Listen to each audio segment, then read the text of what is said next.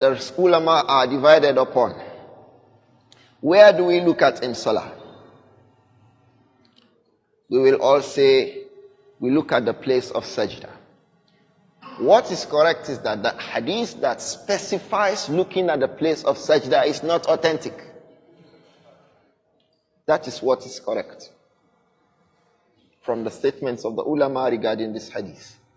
The hadith that clearly mentions looking at the place of sajda is not authentic. The only point where there is a clear-cut authentic hadith on what to look at in salah is when we erect our fingers during tashahhud, whether the first or the last tashahhud. We'll come back to it inshallah. But as for looking on the ground, the correct thing is that that hadith is not authentic. However, we are prohibited from making iltifat in salah, looking around.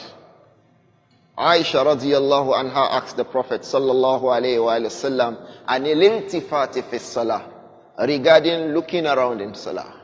He said sallallahu alayhi wa sallam, ذَلِكَ اخْتِلَاسٌ يَخْتَلِسُهُ الشَّيْطَانُ مِنْ صَلَاةِ الْعَبْدِ. See, that is a stealing that the shaitan steals from the prayers of the people. Looking away in salah. So it is wrong. We will not look away. So where do we look at?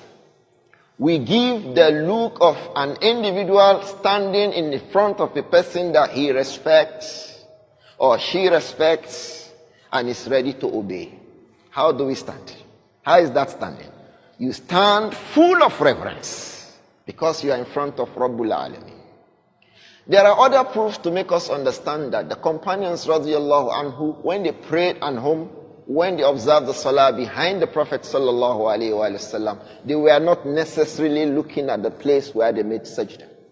They told us that radiyallahu anhu, when he read in some salawat, like Salatul Zuhur or Asr, they would note the movement of his beard.